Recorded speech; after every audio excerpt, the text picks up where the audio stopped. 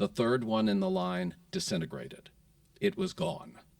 Now, these are massive pieces of steel. I have to ask that question. How does a freight locomotive disintegrate? How does that happen? Well, I guess in my 52-year railroad career, I have walked to the moon and back on railroad platforms just like this in the United States, Canada, and Mexico. And I've come to know there are a lot of untold stories and even a few secrets out there involving the railroad industry. Please join us and subscribe so we can continue to bring you those untold stories and even a few secrets from America's railroad past. All aboard! Eyeball it, Eagle! Have you heard the travel news about the Eagle Way? To your destination happening every day. The Texas Eagle is clicking on the rail. From the Windy City to the Alamo, meet you at the station, come on, let's go. People get ready and catch the wave. Catch the wave, the Texas Eagle Way. Through the heart of the nation. Welcome, ladies and gentlemen, to my podcast, I've Seen Some Trains Before. This is Griff Hubbard with you, and we have an honored guest today, a friend of mine for 3 decades plus. He may not consider himself such, but I do. He's an icon within the Amtrak community nationwide.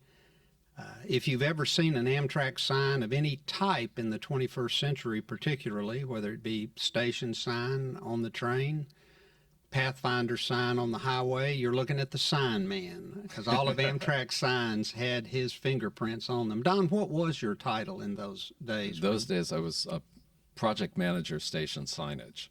Well, you did an excellent job. The iconic Amtrak general manager and senior director Joy Smith frequently still says you would have to be Ray Charles not to be able to find Amtrak in Longview, Texas, because of the number of wonderful Don Skinner directional signs that are up and around this community, as they are nationwide. Thank you. I want to thank you for being here today. I know this isn't an easy story for you to tell, and we're going to ease into it here in just a minute, but we're going to be talking about Amtrak derailments and wrecks today. We're also going to be specifically talking about Amtrak's second deadliest crash ever, in which Don, our guest today, was a survivor. But for the purposes of railroad history, I just want to mention there have been, since inception of Amtrak's Texas Eagle, there have been 4 major derailments on Amtrak's Texas Eagle. Curiously enough, all four of them have occurred between Little Rock and Dallas. And the first one was in November of '76 at Hawkins, Texas. That's just east of Mineola. And then in May of 1980 at Hope, Arkansas. And then November of '83 at Woodlawn, Texas, between Marshall and Longview. And then on 9/11, the actual date 9/11/2001, the Amtrak derailment that no one has ever heard of. In fact, I'm thinking about doing a podcast just about it. Amtrak's Texas Eagle derailed between Marshall and Longview.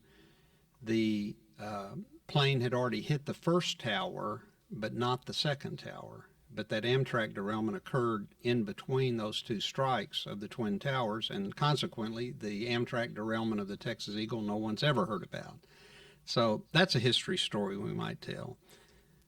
Ladies and gentlemen, I first had the privilege to hear Don's story many years ago. I can't tell you when, but I can tell you where. It was a late-night train ride. I'm going to guess either going to an Amtrak meeting, but more probably a tempo meeting somewhere, but it was late at night, and the train was rolling on the rails and rocking along, and I guess the time was just right, and the subject came up, and I know the experience has been cathartic for you, and I just appreciate you being here very much. I know Don had to think about it for a while to see if he wanted to come and tell this story publicly.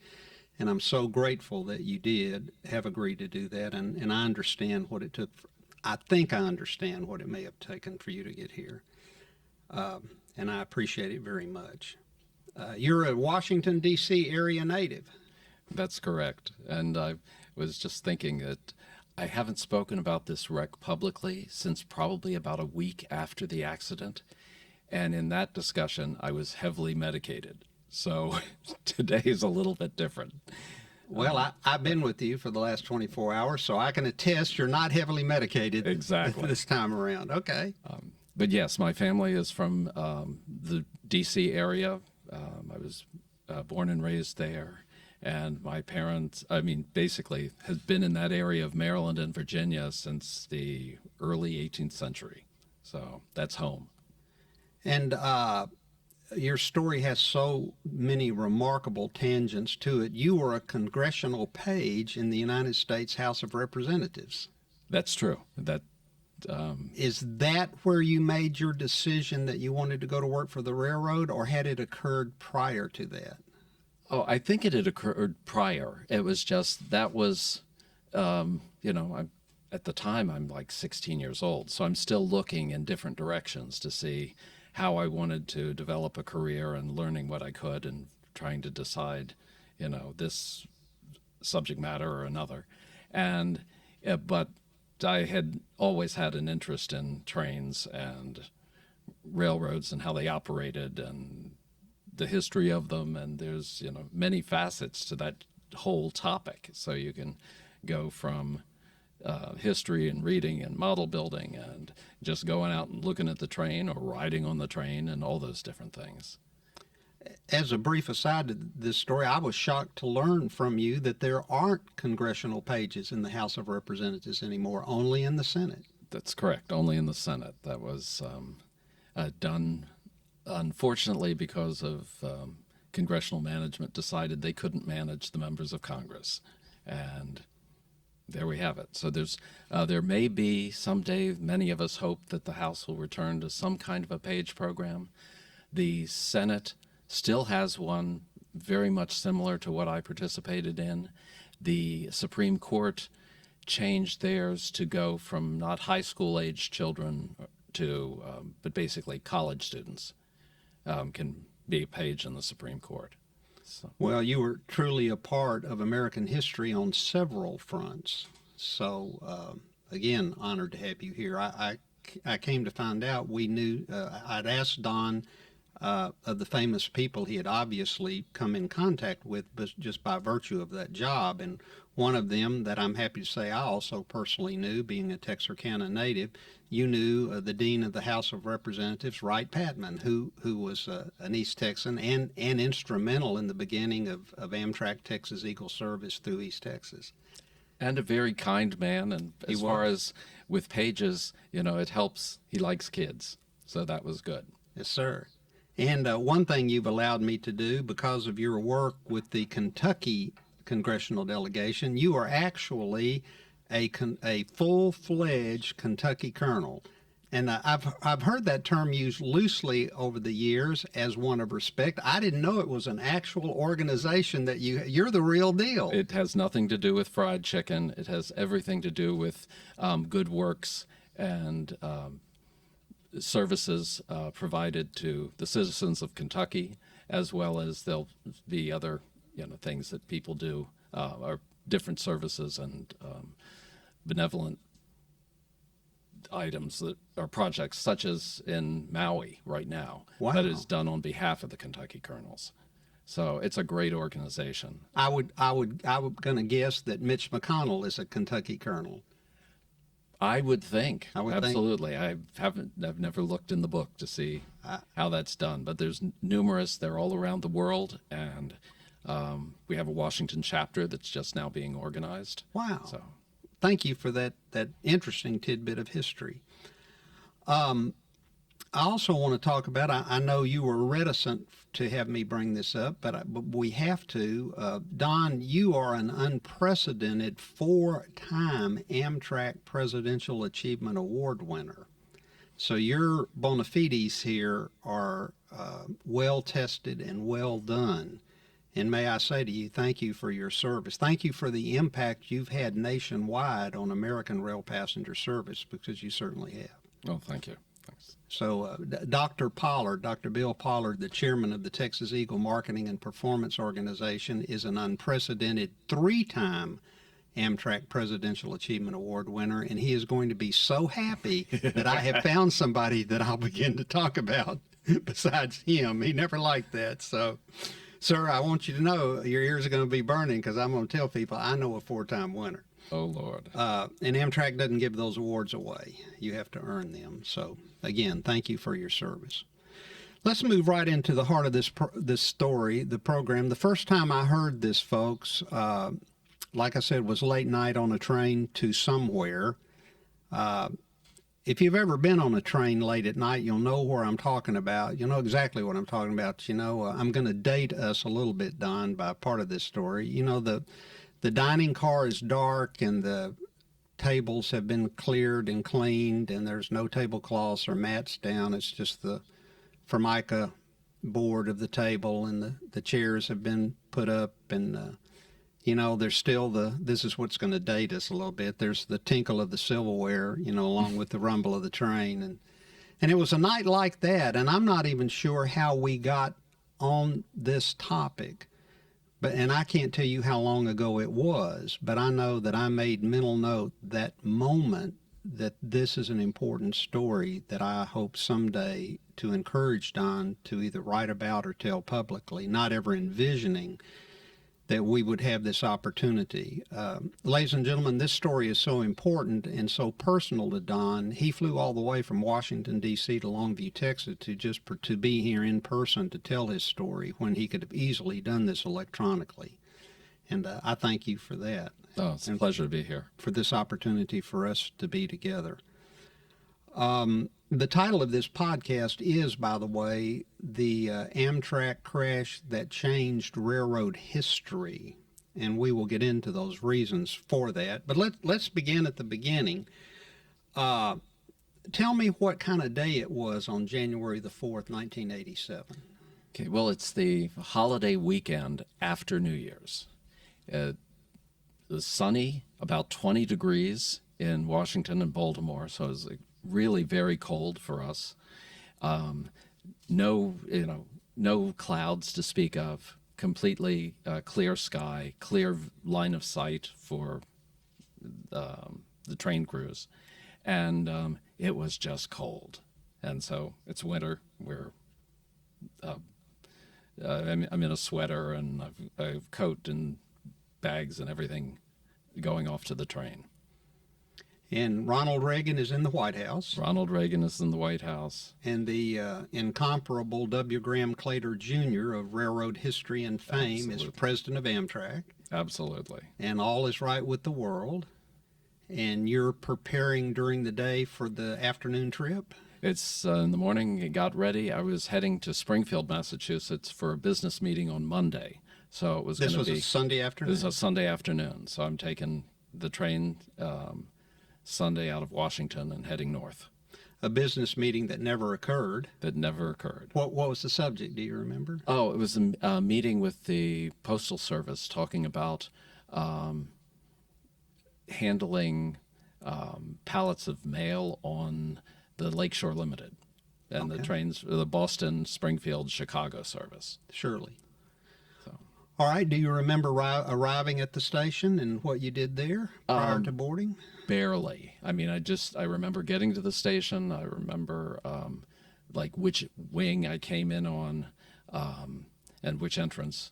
At some point, I met up with my boss, Eric von Schilgen, we'll talk about later, but I mean, we met at the station. I don't remember this.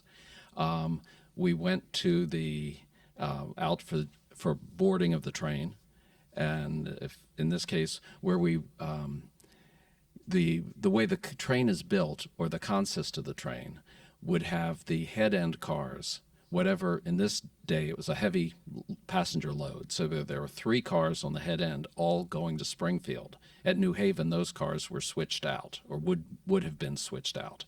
And then the main section of the train, which is 9 cars, followed. They would, at New Haven, those would continue on to South Station in Boston. We were in the Springfield section, obviously. I went out on the platform with Eric, was delighted to hear that the first car was considered deadhead or would be closed at least until Wilmington.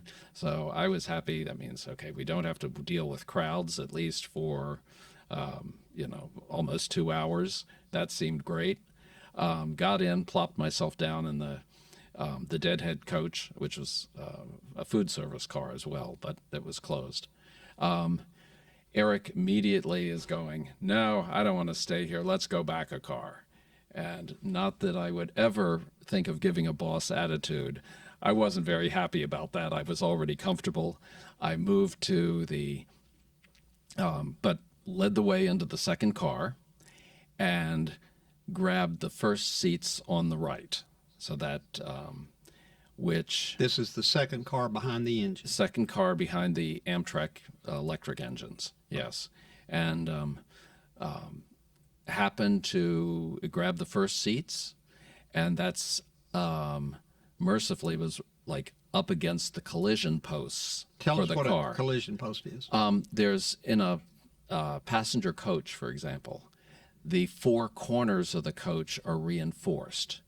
In the case of a derailment, for instance, the area called the vestibule is the weakest spot to be in, and conductors will tell people don't loiter in the vestibule because if anything goes wrong, the vestibule is squished. The next in the structure of the car, then the collision posts reinforce the ends.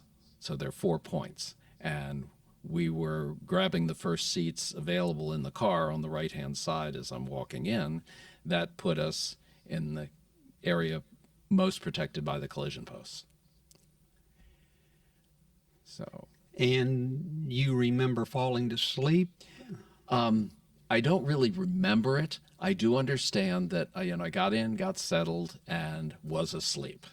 Okay. And with my shoes off, by the way, which comes into play later with adrenaline. But I had fallen asleep before the time of impact.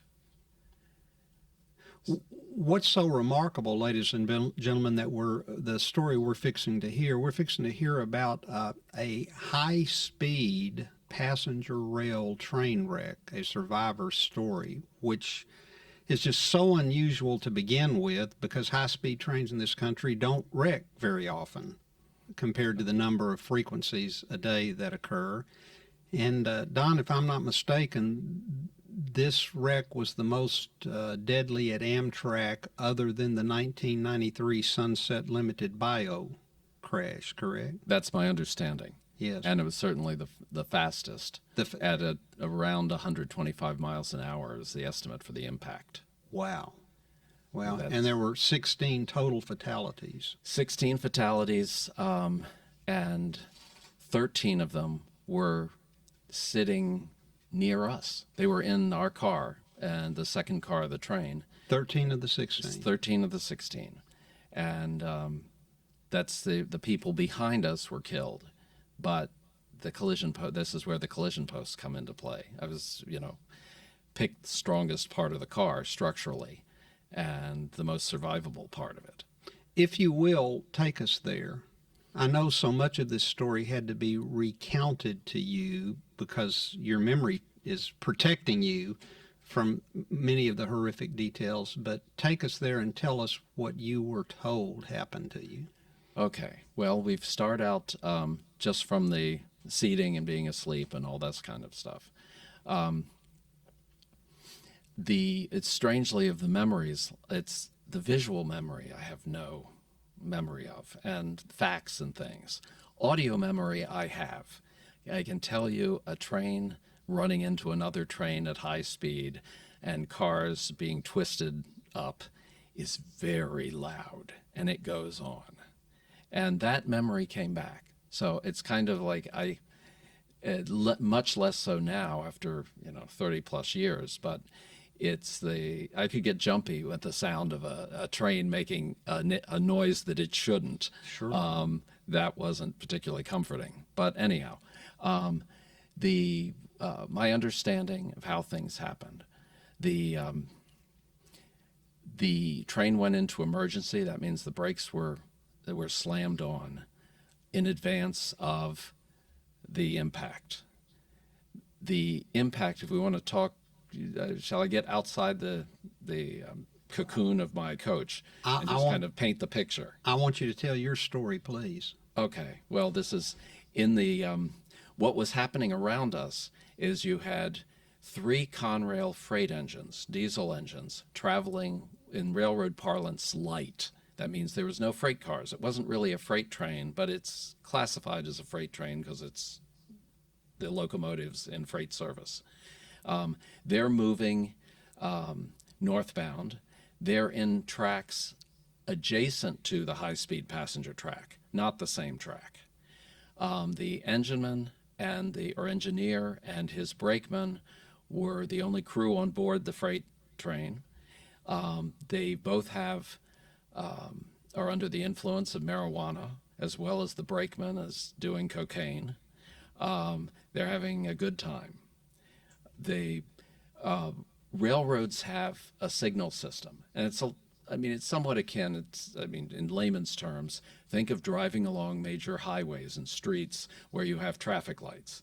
Railroads have a different version of the same thing. So they're given a signal that says, oh, there may be a stop up ahead, so slow down, because trains take time to slow down. These guys ignored that signal. Then they came to a stop signal. The Conrail guy. The Conrail crew Okay. ignored the stop signal, then realized they had gone through it. What this stop signal was in advance of a switch or an interlocking where that track that had the freight train on it was going to merge in with the high-speed passenger track in advance of the bridge at Gunpowder River. And this is all in a suburban area northeast of Baltimore. At that point, they realize they've gone through the switch. The crew gets the train stopped, but it's through the switch. So they can't back up. The switch is already aligned for the passenger train. They're on the ground assessing the situation and see a headlight behind them. Immediately move out of the way. The passenger train, when it sees what's ahead of it, because there's a curve, goes into emergency. That's what I just talked about. At 125 miles an hour. 125. I've seen as high as 129, but it was an emergency for seconds, so there had to be some deceleration. Sure. And then the impact takes place. You have 3 freight engines. We'll start with those. The first engine, the most northerly of the 3, is just pushed ahead towards the bridge. The second locomotive is badly damaged and loses its diesel fuel, which I get to know shortly. These are the 3 freight locomotives. Yeah, the freight locomotives. The third one in the line disintegrated. It was gone. Now, these are massive pieces of steel. I have to ask that question. How does a freight locomotive disintegrate? How does that happen? Well, when they can't find it, that's the word they use. Wow. There was not enough left to find. It didn't have the body of it. In one of the reports about, right after the impact, the railroads take records of what the train is supposed to look like, how many cars, etc. And in the passenger train, they are looking for a 12-car train with 2 locomotives, and they found 9 cars and 1 locomotive. So while it could have been a mix-up at the yard, in this case, no. There was 3 cars that were just so badly mangled they couldn't find them initially. Wow. Later, so the Conrail engine's destroyed. The first Amtrak locomotive likewise disintegrated. The second locomotive was thrown off to the side. As a matter of fact, I have some pictures of this that I can show you. Here is the Conrail, the second engine, and you can see what kind of impact that had. And that's not the one that was destroyed. Wow. And then here's your second Amtrak locomotive, the AEM-7, and that's just thrown to the side of the tracks. So, it's the destruction's fairly significant. Now, as we get into the train... And the Amtrak engineer, I presume, did not survive. No, he did not survive. He was one of the 16 fatalities. The other 15 were passengers. Wow. So then we've got in the initial section of the cars, the Springfield section, or the 3 cars on the head end, the first car is gone. That's just, they couldn't find it at all. The car that you originally The had... one that I was originally in and didn't want to leave. Wow. So that, and the reports, even the report from the National Transportation Safety Board said no one would have survived that car. It's just, it wouldn't have been possible. There was nothing left. In the second car, that's where the 13 fatalities took place. And I've got pictures of that. Matter of fact, there's one in particular that I show exactly where I was sitting. And so that's what is based on what you're looking at now. See, under the crane, there's a car that's buckled. It's bent. Yes, I see. Okay, that's the car that I was in. Wow. The car that's disintegrated is under it. If you look at this particular picture, go to the center of the picture and then go to the left. There's a shadow of the, actually it's the crane or the hook is on the side of the passenger car to the left. You can see that that's the location where we were sitting. And you can see at that point, the integrity of the car is not that bad. Right. The first car, well, not that bad. I mean, as compared to the first car, which is seen here in the middle, right, which was completely overrun and destroyed by our car swinging out over the top of it.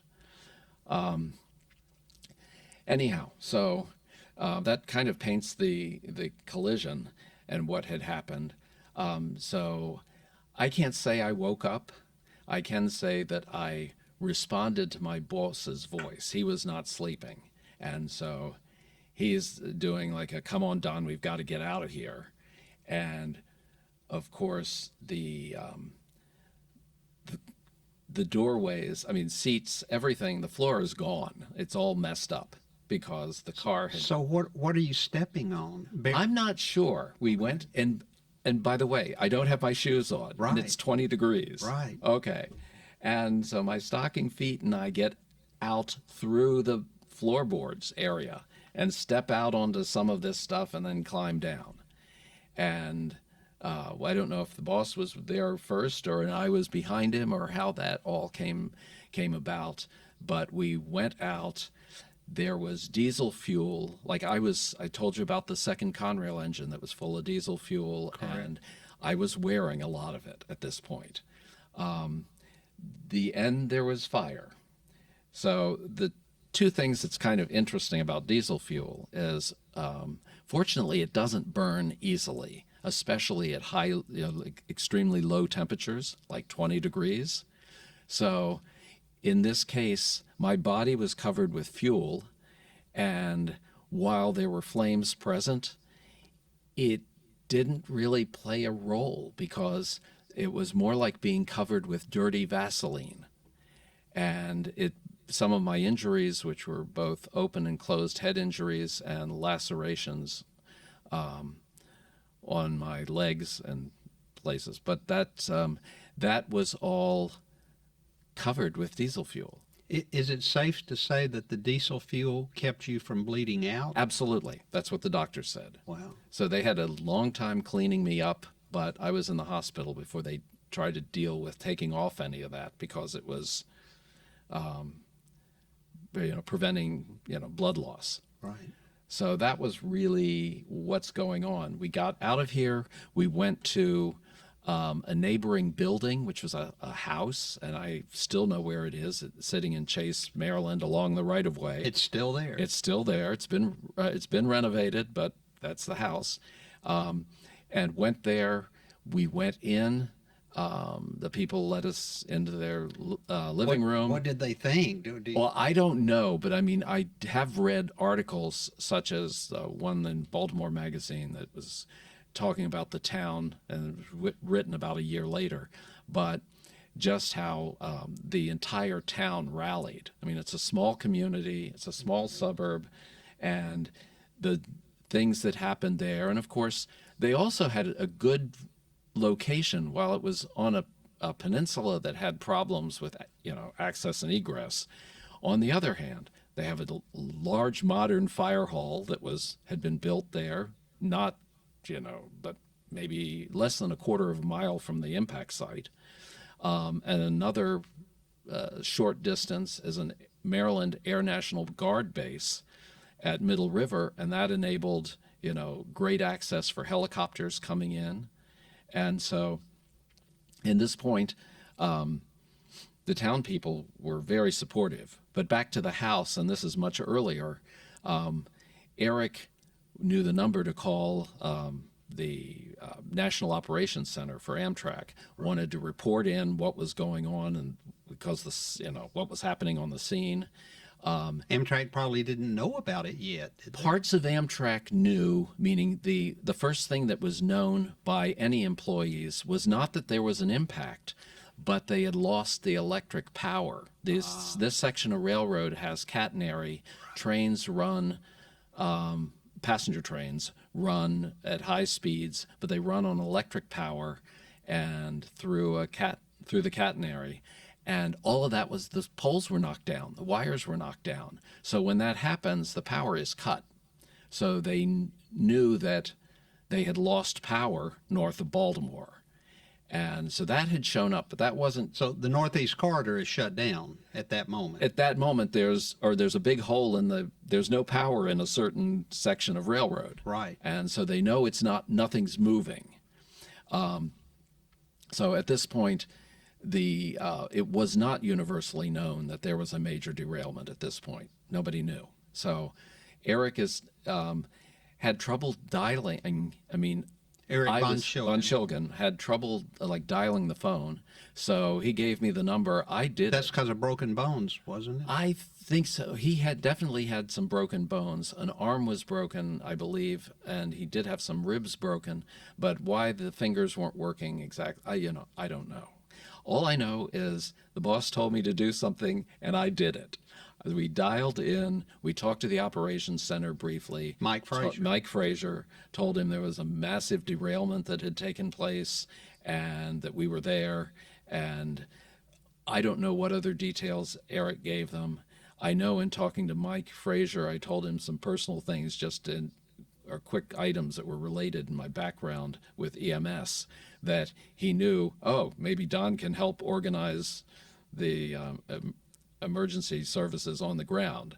Now, I had never told anybody that, so I knew that he had to learn it that way and in that phone call.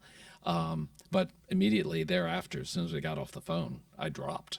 I had either lost enough blood, but I was out and remained unconscious for hours. We were moved to triage areas. This was big. It was loud. A lot of people knew what was happening. There's billowing smoke coming out of into the sky. So the region was notified.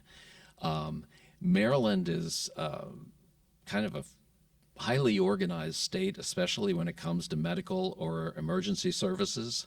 It's a great place to get sick or have an accident because hospitals in Baltimore and the area were immediately notified to close and call in their staff.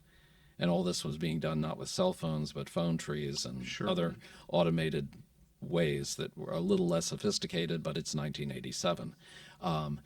And so, everything was starting to concentrate in the area of the derailment, and services were there for people. And they had a triage area. And I moved evidently from the site near the house. There was a triage area that Eric had pointed out to me a year later. And as a matter of fact, we can cover this one. A year later on the anniversary, he and I went up there to the site, kind of looked around. He pointed out where the triage area was that I knew I'd been there. I just didn't know anything about it. The Northeast Corridor at that point wasn't as heavily fenced and protected as it is today. So I took a penny and marched it out onto the track and put it there. And in that section of railroad, trains are frequent and fast. But soon enough, another Yeah, another train came along and a passenger train squished it, so that's my souvenir. And it's always been kind of a lucky penny, but that's from the first anniversary. Anyhow, and then from there, I ended up at the Maryland Air National Guard Base to be airlifted to the Shock Trauma Center in Baltimore. Eric likewise was with me at the Air National Guard Base, but he was a Vietnam vet, and all those helicopters and military aircraft sitting around painted in camouflage didn't suit well. He wouldn't get on a helicopter. He had him take him in an ambulance to a hospital that was closer than. He had his own flashback. He had his own flashback, exactly. Wow. And didn't want to get on a chopper. So that was that. I'm glad I went on my chopper, and the rest was I was in the hospital. What's your first memory of waking up somewhere? In the hospital, I was in a ward it was not like two people in a room. It was a room with a lot of beds, like in battleship formation. And I'm looking around and going, these people look horrible. And that was, you asked my first memory. Right. I mean, looking around, I didn't think I didn't have a mirror. I didn't know what I looked like. Right. But I'm going, the rest of them look really bad. So that was the first memory. And there are other things just in the hospital, but that was, it worked out pretty well. My family was notified quickly, and they were, my sister and my father came to were there at the hospital and kind of checked me out. My sister said she was upset because she had heard that, from the waiting area, they were talking about an amputation that had to be done. And when she told me that when I saw you, I took inventory to make sure all of you were still there. And I was. But they also said I was the dirtiest they had ever seen me. Wow. So again, it's the diesel fuel, and then just the sheer dirt of the derailment. I mean, we know working on the railroad, trains get dirty. They do. And you put that and all that dirt and dust on top of sticky diesel fuel, I was really a mess. Is it safe to say that when you when you extricated yourself really from you must have been literally at that point surrounded by those who had suffered catastrophic results in the derailment? Yeah, that's absolutely trure. I'm aware that I was, in the presence of, people who had been killed or dismembered in the derailment. That's pretty much an established fact.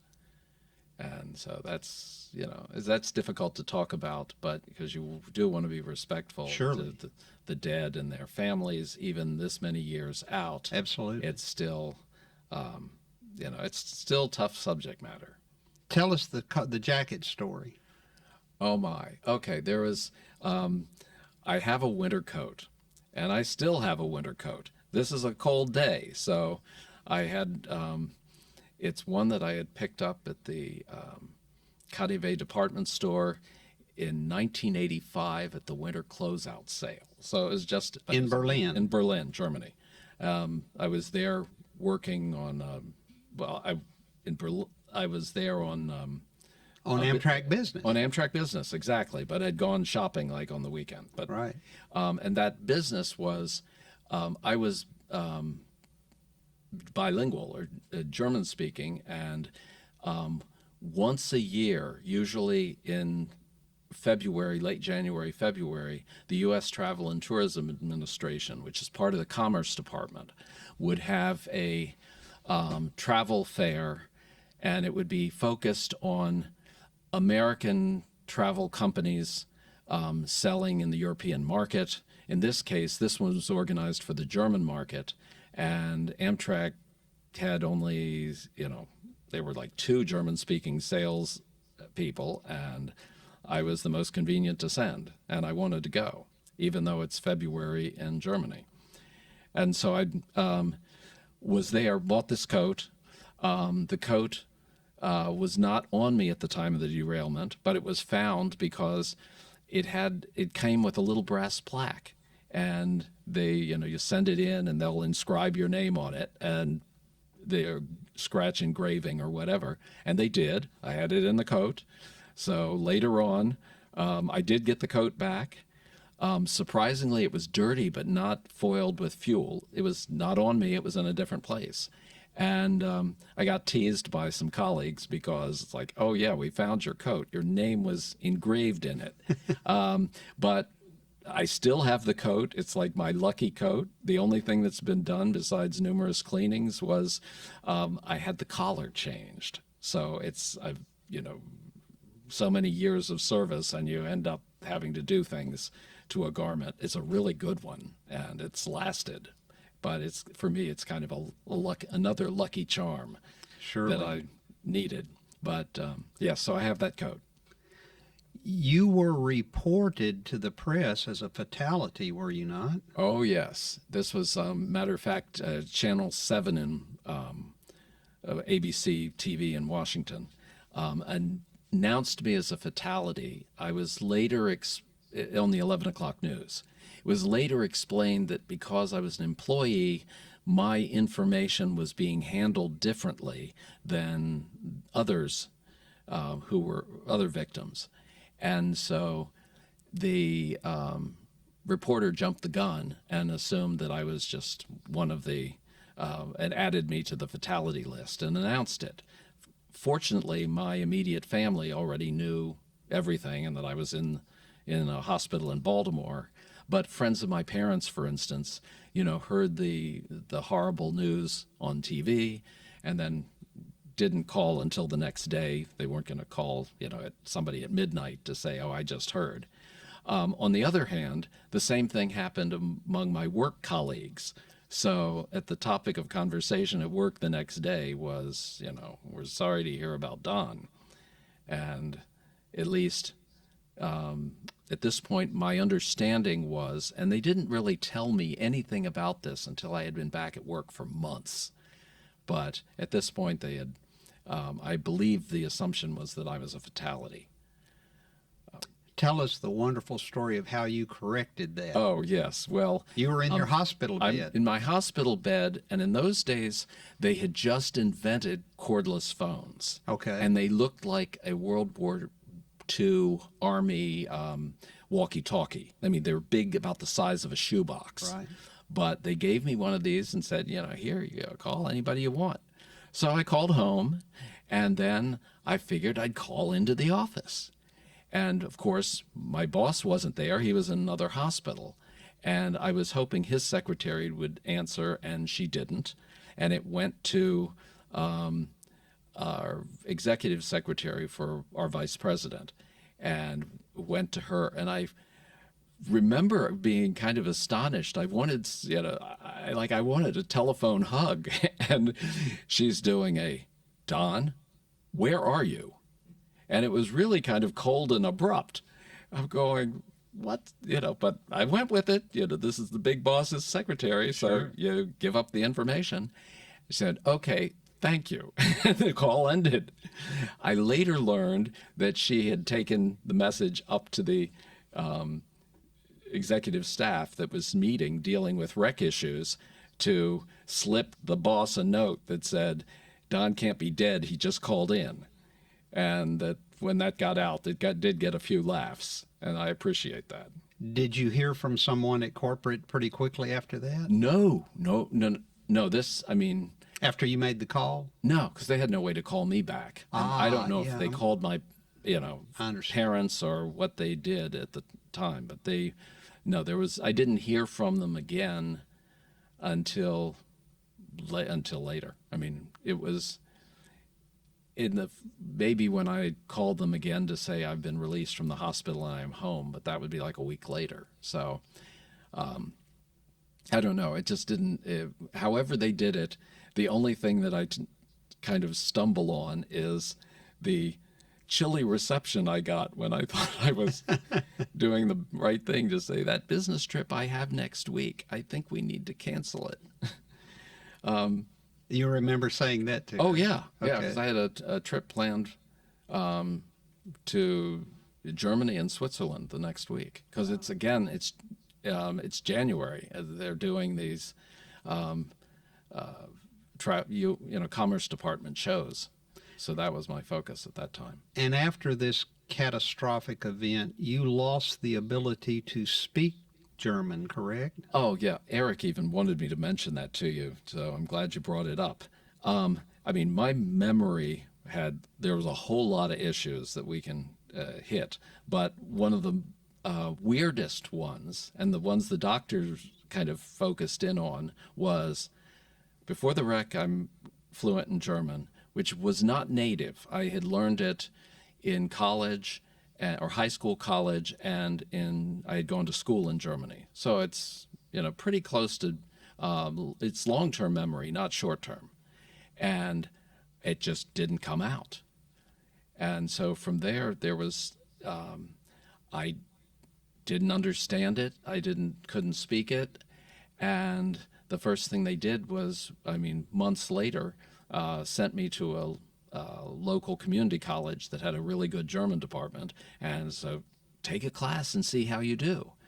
And would it all spring back and everything? And it didn't really. What happened was the teacher would ask questions like it would in a normal class, and I would give an answer based on what came to mind and what came out.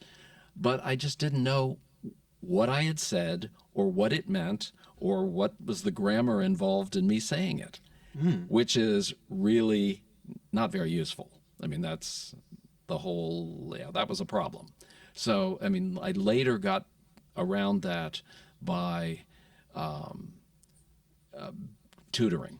I was tutored in German, and what I learned about tutoring is you can't dodge the question from the teacher. Which you know how to do in normal classrooms. You can kind of look away, or they're going to ask you, and then they'll ask somebody else for a different question. And no, when you're being tutored, you got to do it. So it brought things back. And so, yeah, I would say. Do you consider yourself fluent today? Again? I would. I'm not as good as I was, but some of it is because I'm not practicing as much as I should or otherwise. But I would say yes. I can do a conversation. In my certification, I could do basically my day's work. I could do in German. I may not do it as well. I might write something with more grammar errors, but by and large, I could do a complete function of what my normal day would be like and just switch languages. That's not the same as translation. It is being functional. Tell us about, I want to set the stage for this, please. Tell us about the phone call you got from a rather notable railroad figure after you were home, but I want to set the stage for this for those who may not have known. Arguably Amtrak's most qualified, and I think the longest serving president we ever had, was W. Graham Claytor Jr., and Mr. Claytor had been a Secretary of Transportation, if I'm not mistaken. That's correct. Secretary of the Navy under Jimmy Carter, and both President and Chairman of the Board of the Southern Railway prior to coming to Amtrak's presidency. But he was a member of the world's greatest generation, the World War II generation, and a little-known fact that you probably know, he was the captain of the USS Doyle, which picked up the survivors of the Indianapolis tragedy in World War II, the sailors whose ship was sunk and not reported missing, and they stayed in the water for 14 days fighting sharks. So the man had rather a storied career, but he wasn't too busy to pick up the phone and call you. So tell us about that interaction, or I think there may have been more than one. Well, there was contact with his office, but particularly when, and I'm embarrassed to say that he called several times to my house, or his staff did, and while I was on crutches, I would be doing things, going out or walking around, trying to get exercise, do things. So I missed Yeah, his right. call. No cell phones yet. No cell phones. So I missed his call the first time. Anyhow, he had many credits to his name, including being on the board of directors of the Washington Rehabilitation Hospital, which was conveniently located not far from, my residence in Alexandria at the time. And he wanted to make sure that he knew, that I knew if I needed anything, he was going to get me in there. I would have the best care. There would be no problems. And it was just, nice to hear that from the big boss, and especially when someone who you already know is so storied in their career. So I still, consider Graham Claytor reverently. I can understand that. That must have been. I'll bet during the call, even as stricken as you were, you did not call him by his first name. I'm going to guess. No, that wasn't going to happen. No, so anyhow, but Don, tell us how. I believe, if I'm not mistaken, correct me. It was Trains magazine that called this the wreck that changed railroad history. Tell me I think I know what that means, but tell me what it means. What does that really mean? Well, why they selected this one in particular, I believe, is because it's the drug testing. Before Chase, everything Chase, Maryland, and the wreck of the Amtrak 94, the Colonial, there was, say, drug and alcohol abuse was treated a lot more casually. Surely. Meaning no one was advocating for it, but a blind eye was often turned. Okay, at this point, 16 people are dead. Everybody has to deal with it or take a stand or somehow come up with something. It wasn't going to go away anymore, and the government wasn't going to let it go away. So at this point, everything with wrecks, it wasn't the next day, because I think and you and I talked about the Supreme Court ultimately had to get involved in this, and Correct. You can explain. Yeah, it wasn't until the 90s that the Supreme Court upheld random alcohol and drug testing on the railroad.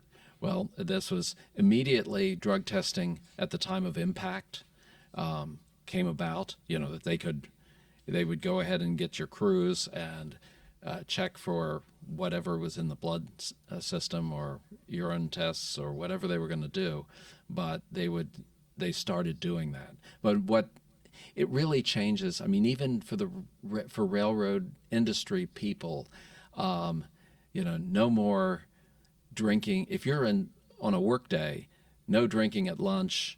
No, of course, the business with marijuana and everything, you could have the random P test to make sure there was no cannabis in your system. But this suddenly became serious.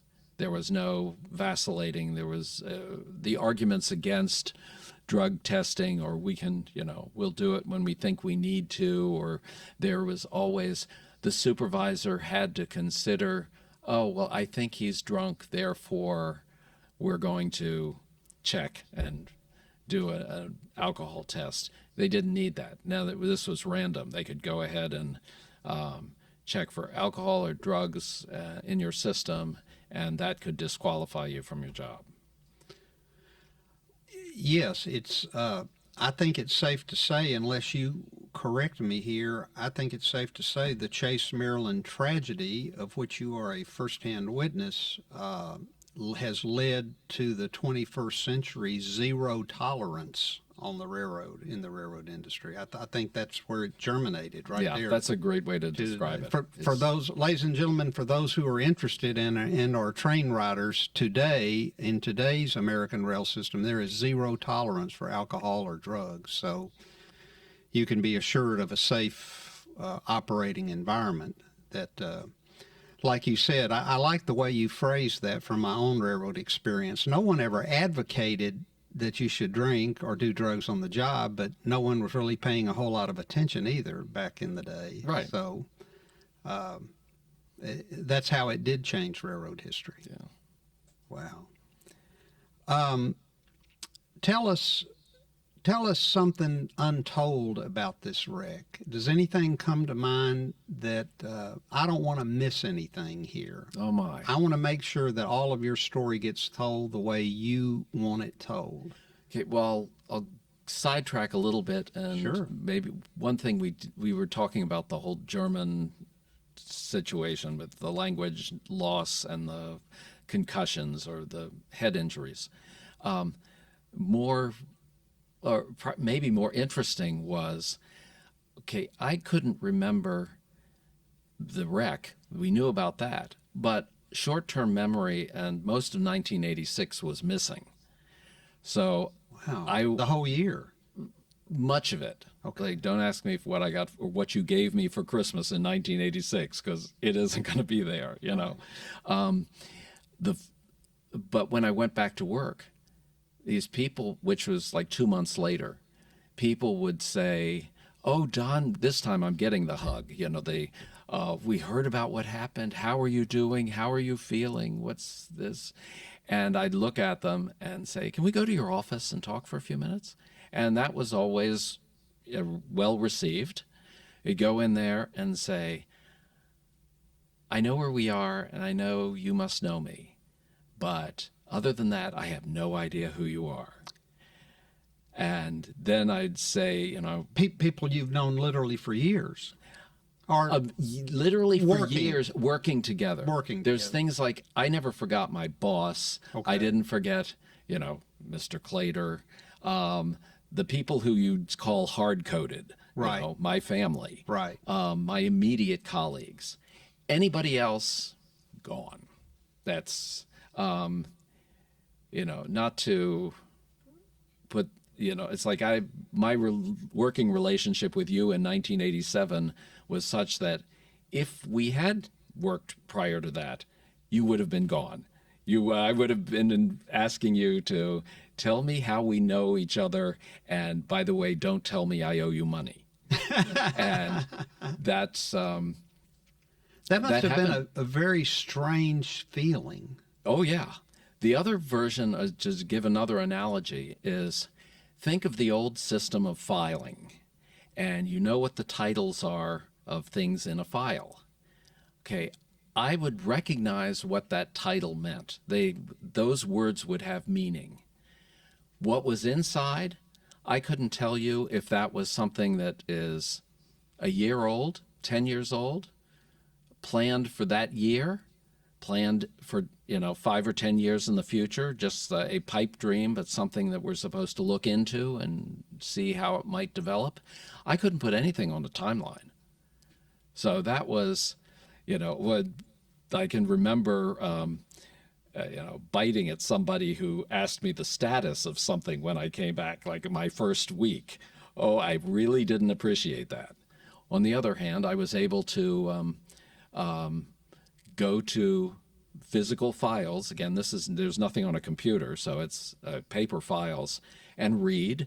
And some of it would make sense, like would click. I knew this all made sense. Other things I just have to, I'm looking at it in black and white, it must be true. And would go with it and again, like reload my memory, put things back. And that went on for weeks. Am I remembering my original hearing of this story? But something stuck with me to the effect, and I want to make sure I'm accurate here. I know you'll correct me on the right version of it. But you said there were literally ongoing projects. I'm going to use mail baggage and express as one of them. Mm-hmm. A very lucrative component of Amtrak in its day. But mail baggage and express, you literally had ongoing projects, or projects that had been done, or possible planning projects, but you didn't know what stage they were in. Exactly. You didn't know if this is something, did we just talk about this, or are we supposed to be implementing this? Right. Everything had no timeline. Wow. Or no detail.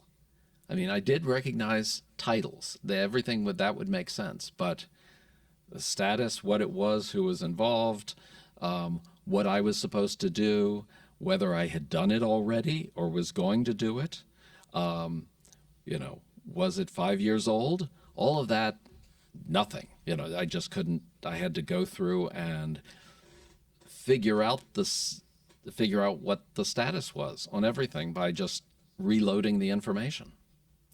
Wow. And for the most part, has that changed? Has that all come back together?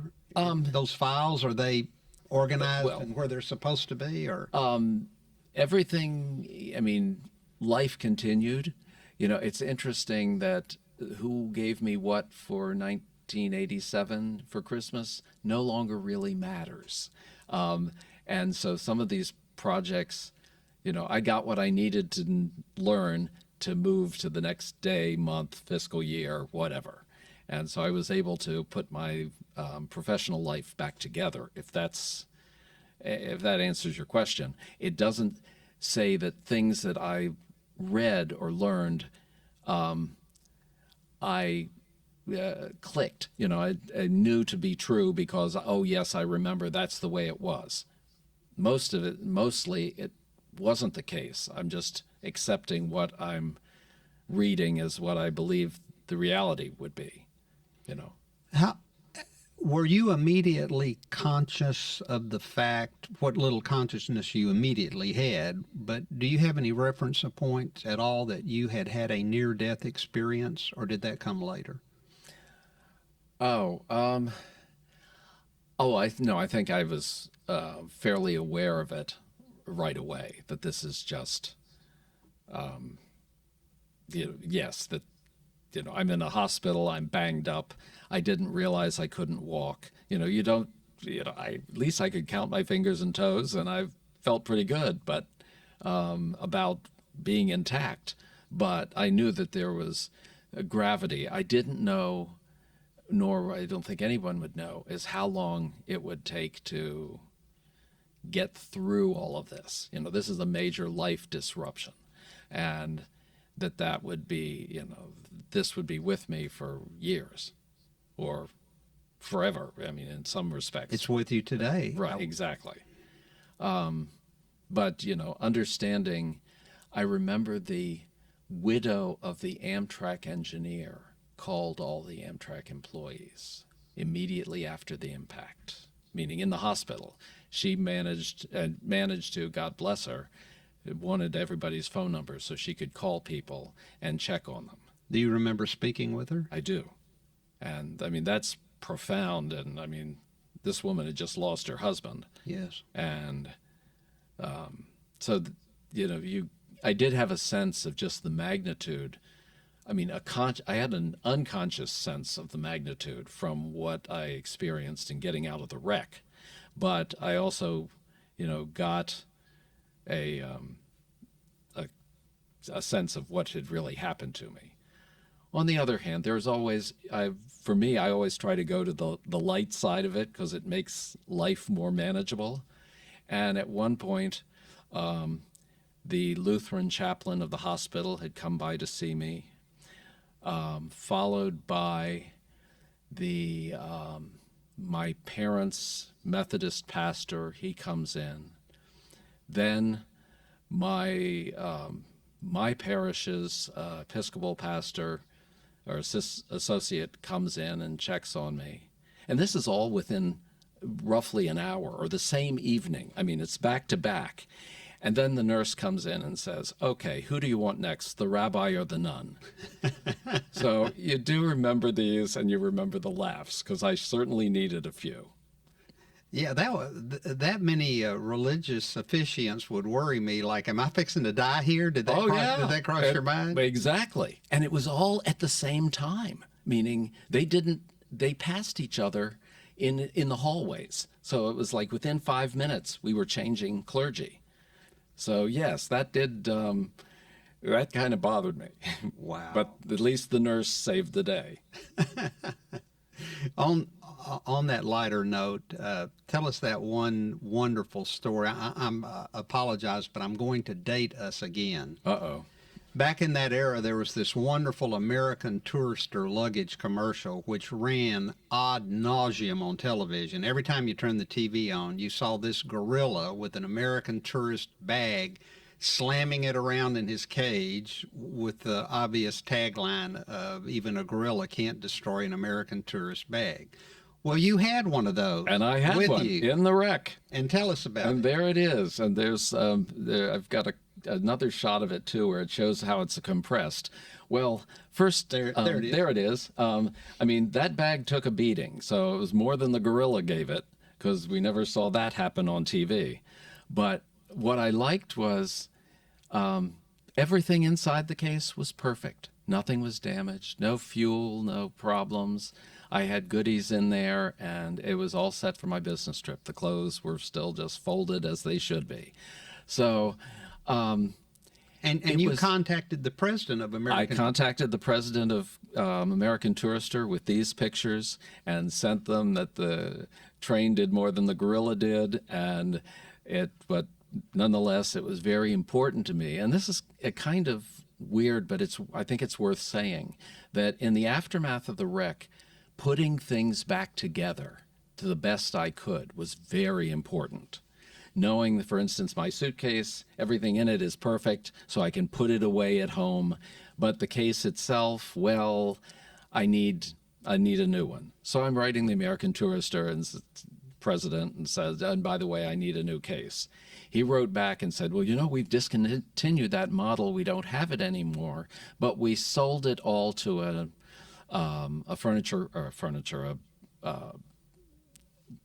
luggage wholesaler in Philadelphia. You can contact him. And I did, and like $47 later, they sent me this a gray version of the same case, which is really what I wanted. But my pictures and my letter got posted in the American Tourister headquarters employee lunchroom, and they wonderful. seemed to be very happy about it. And I got a replacement bag that I had for years, but and matter of fact, I still might have it in the attic. So I'll bet you do. You still have that jacket. I still have the jacket, so I've got to have probably have the suitcase as well. As we wrap up here, tell me what have we left out that you want the record to know 50 years from now, when somebody not even born yet wants to say, gosh, I'm glad Don Skinner recorded the story of what happened to him. Oh my. Okay, well, we've covered a lot of things that are like personal to me, and kind of some were lighter than others, but it's all about me. One feeling is, there are two people who caused the wreck through drug and alcohol abuse on the job. The Conrail brakeman with his PCP. marijuana use and the PCP found in his system. I think that was Ed Cromwell. He turned state's evidence for Maryland against the engineer Ricky Gates, who was smoking marijuana. Ricky Gates got a plea bargain sentence of 5 years for manslaughter with a locomotive, and which is in the Maryland statute books. 16 people died. A lot of people had their lives rearranged, some much more seriously than mine was, and 16 people died. Now, I understand from years of reading things and subsequent articles, Ricky Gates has become an advocate for alcohol and drug abuse, and I think we saw becoming a counselor. Yeah, and yeah. he's done good works to make amends on this, and I appreciate that. There's still a matter of 16 bodies, and those that bothers me, and it still does, that they would count as that all of 16 people is 1 count of manslaughter with the locomotive, 5 years. Oh, with good behavior, you're out in 3 or something like that. And it seemed like the sentences were just way too light. It was supposedly to keep survivors from having to relive the trauma. I think I could have I'm reliving the trauma now. I think I could have gotten over the trial and been quite comfortable with seeing justice better served. Right. So that's, for me, that's still kind of it's a closed book, let's put it that way. But it just didn't, it never set well. And I think about the survivors that really have something to complain about, having lost a loved one, and that's all that was done. So that's a kind of a rough edge to all of this, of which there's plenty of rough edges. Thank For you. me, I'm just lucky. Thank you for that rigorous honesty. I think that's a message well served for the future generations. Thank you. I'd like to leave you with the highest compliment that I know how to pay a fellow railroader. And it involves a little bit of a story, but I think you'll appreciate it, and you'll appreciate the history and the levity, but also the heartfelt sincerity in it. And that is, there was I've already talked about him on some previous podcasts. There was a wonderful Texas and Pacific Railway signal maintainer named Lee Lyons, God rest his soul. And his blood bled TNP red. He was just that kind of railroader. And you know what a CTC board is, a centralized traffic board. And we had an operator who assisted the dispatcher at Fort Worth, but we had an operator at Longview who ran the CTC, Centralized Traffic Control Board, which controlled the railroad from Marshall to Mineola, a distance of about 65 miles. And if that control board wasn't working properly, the railroad all went to all red to halt, and then to a 20-mile-an-hour operation until the signals were restored. Well, they took the CTC board out of the depot at Longview, and probably the one who missed it the most was me, because all I had to do was walk back from the ticket office, to the CTC board and look at the board and see the lights where the train was. I knew immediately where Amtrak was or wasn't supposed to be. To get to the heart of the matter, so they replaced the CTC board and put it into a couple of silver metal buildings on the platform. That's technology replaced the CTC board in there, but those metal buildings were very temperature sensitive. And one day the air conditioning systems went out, and it was a hot summer day, and all of the systems that operated the railroad between Marshall and Mineola melted. It's 105 ambient on the platform, no telling what it was inside those, with no air inside those silver metal buildings. So wonderful Lee Lyons worked at least 12 hours. I was there in the passenger station observing him coming and going, and at least 12 hours in those hot beds. He was just literally worn out. And finally, at the end of the long day, he comes in with an orange extension cord, one single, and he said, "Can we plug this into the waiting room outlet?" And I said, "Well, we're going to have to."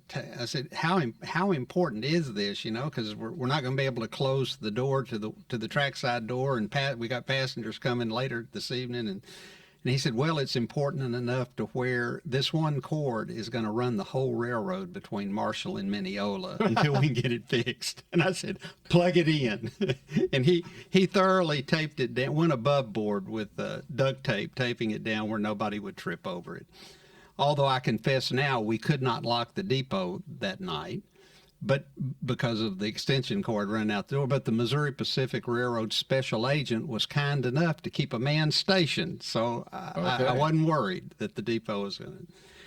But the point is, I said, "Lee, you have nearly worked yourself to death." I said, it's not worth the personal toll you have put on your body today." And that old man looked up at me and he said, "Griff, Some days you just have to give them a TNP job, whether they deserve it or not.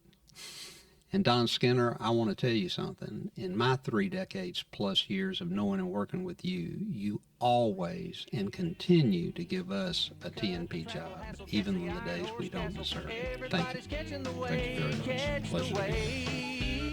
The Texas Eagle Way. The way to and from and all points beyond. www.texaseagle.com. Y'all come on the way. The Texas Eagle Way. Through the heart of the nation, a traveling sensation. Get your reservation today.